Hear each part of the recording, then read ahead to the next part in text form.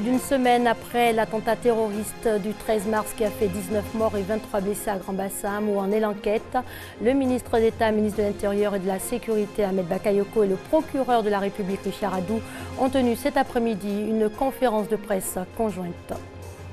Après le choc et la peur suscités par cet attentat qui a visé les plages, les petits commerçants d'objets d'art sont de retour sur les plages de Bassam. Le constat de la rédaction dans cette édition. L'actualité aujourd'hui, c'est aussi la Belgique. Bruxelles, frappée par plusieurs attentats. Au moins 26 personnes sont mortes ce matin dans des explosions. Bonsoir à tous. 8 jours après l'attentat terroriste du 13 mars qui a fait 19 morts et 23 blessés dans la ville touristique de Grand-Bassam, on en sait un peu plus sur les suites de l'enquête. Une conférence de presse conjointe s'est tenue cet après-midi à l'hôtel du district autonome d'Abidjan. Le ministre d'État, ministre de l'Intérieur et de la Sécurité, Ahmed Bakayoko, et le procureur de la République, Richard Adou, étaient cet après-midi face à la presse et aux médias. 15 personnes en lien avec l'attaque ont été arrêtées à Bassam. L'image du coordinateur présumé de l'attentat a été dévoilée, mais pas sa nationalité, son nom, Kunta Dalla.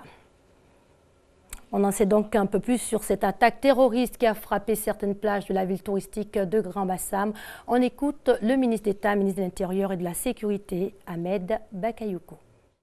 Aujourd'hui, ce que je peux dire, c'est Kunta Dalla, qui est clairement identifié comme quelqu'un qui était au cœur de l'organisation de l'attentat.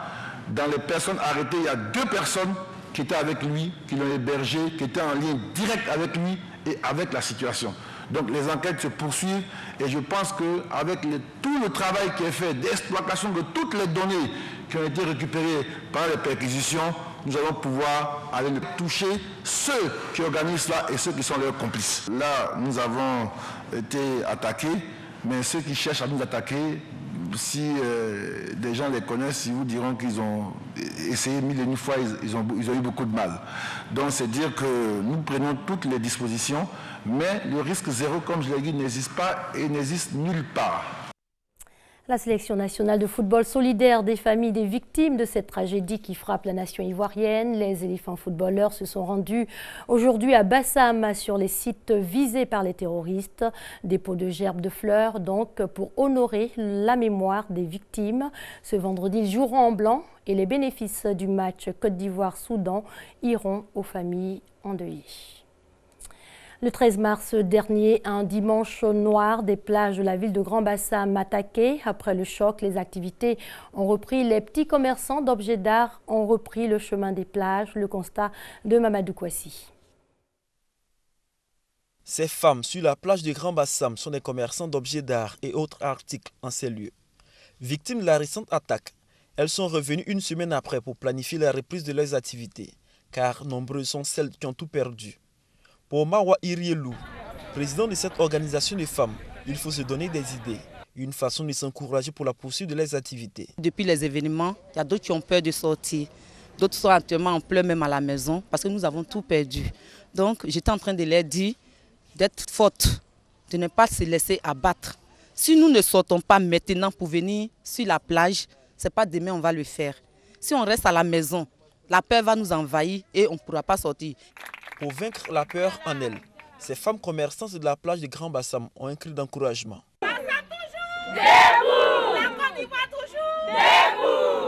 À côté de ces femmes, des commerces ont ouvert sur la plage pour la première fois depuis le 13 mars 2016.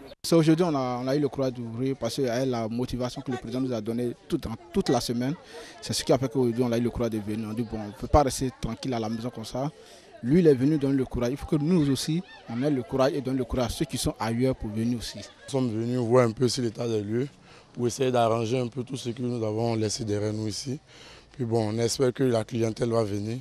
On doit montrer aux yeux des gens que nous, on est debout, on n'a pas peur, on doit venir ouvrir. Parce que si les clients viennent, qu'il n'y a personne, ils auront peur. Si c'est des ils auront peur. Donc nous, on doit donner la force aux clients maintenant de venir sur la plage. Pendant ce temps, les vendeurs ambulants parcourent le long de la plage pour proposer leurs marchandises à la clientèle. Pour Abdoul Ndiaye et ses camarades, pas de place à la peur, mais il faut reprendre les activités pour subvenir aux besoins des familles, mais aussi pour contribuer au développement de la Côte d'Ivoire. Oui, je suis revenu pour voir un peu, mais voilà, tu vois la situation, c'est pas facile. Mais on essaye de faire tout le possible avec le courage Ici, on allait promener ici un peu à la plage, c'est calme, il y a des sécurités, donc les clients, il y a un qui est venu, ils sont là, on est très contents. Il y a la sécurité, il n'y a rien à craindre. On n'a pas peur, on va visiter la plage, voir comment c'est beau ici, et voilà. Il faut bien se balader, il faut bien visiter. Pour cette journée du lundi 21 mars 2016, les activités suivent leur cours normal en ville comme en bordure de mer à Bassam. Une façon de dire que Bassam reste debout et qu'à Bassam, on n'a pas peur. Toujours dans la même dynamique, cette attaque terroriste sur certaines plages de Grand Bassam avait créé, c'est vrai, aux premières heures, consternation et peur. La destination plage était évitée. Aujourd'hui, tout est rentré dans l'ordre. Les plages de San Pedro qui avaient été désertées renaissent. C'est ce que nous rapporte Thérèse Tapé-Yoboué. Second poumon économique de la Côte d'Ivoire, se remet de l'attaque terroriste du 13 mars. Les populations qui avaient déserté les plages ont renoué avec les activités de divertissement. Les plages sont sécurisées. Les forces de défense et de sécurité, à travers des patrouilles mixtes, veillent au grain. Les autorités administratives ont sillonné les plages. Constat, la sécurité des populations est garantie. Les gérants d'espace se réjouissent des mesures de sécurité. Dans les commerces, dans les rues, la vie suit son cours normal. Les populations dans leur ensemble saluent les mesures de sécurité arrêtées par les autorités. Par ailleurs, il est demandé aux populations de ne pas se fier aux folles rumeurs et de dénoncer tout acte suspect. Au port autonome de San Pedro, la sécurité a été relevée au niveau 2. Au Mali, c'est un hôtel de Bamako abritant la mission de l'Union européenne qui entraîne l'armée malienne qui a été visée hier soir par une attaque, un assaillant tué et 2 suspects interpellés. Le bâtiment est situé dans un quartier à proximité de l'hôtel Radisson Blu qui avait été frappé, on le rappelle, le 20 novembre dernier par un attentat djihadiste qui avait fait 20 morts. L'actualité aujourd'hui, c'est la Belgique. Bruxelles frappée par plusieurs attentats. Au moins 26 personnes sont mortes ce matin dans des explosions. Au moins 3 explosions, dont 2 à l'aéroport international de Zaventem et 1 dans une station de métro de la capitale belge. L'aéroport de Bruxelles est fermé jusqu'à nouvel ordre. L'alerte antiterroriste relevait de 3 à 4. Le gouvernement belge a décrété 3 jours de deuil national. En retournant en Côte d'Ivoire, on reparle de la trisomie 21, cette malformation congénitale due à la présence d'un chromosome en surnombre. Au lieu d'avoir au total 46 chromosomes, la personne atteinte de trisomie en possède 47.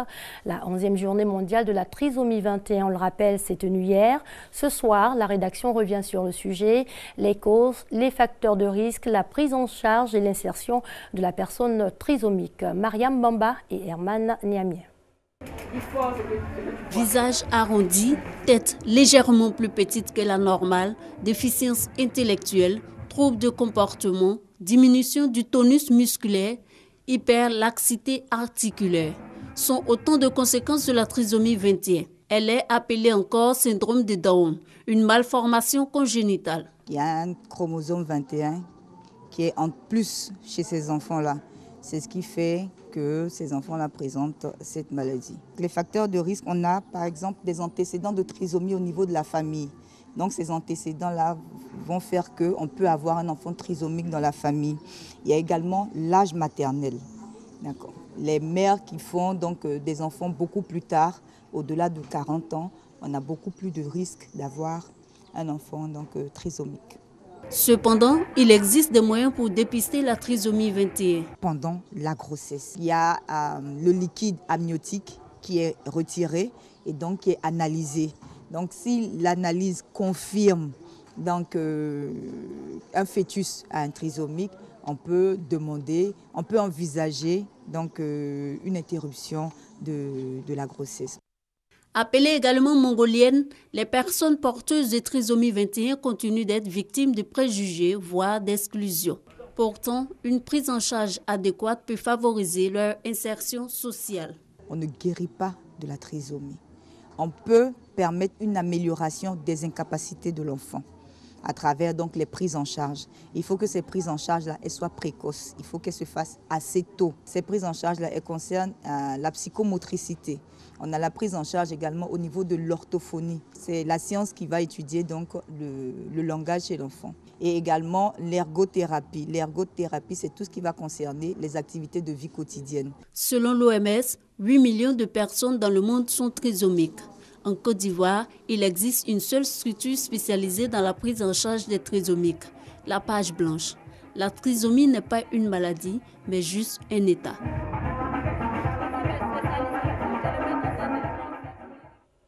Le reportage était plutôt signé Ami Sissoko.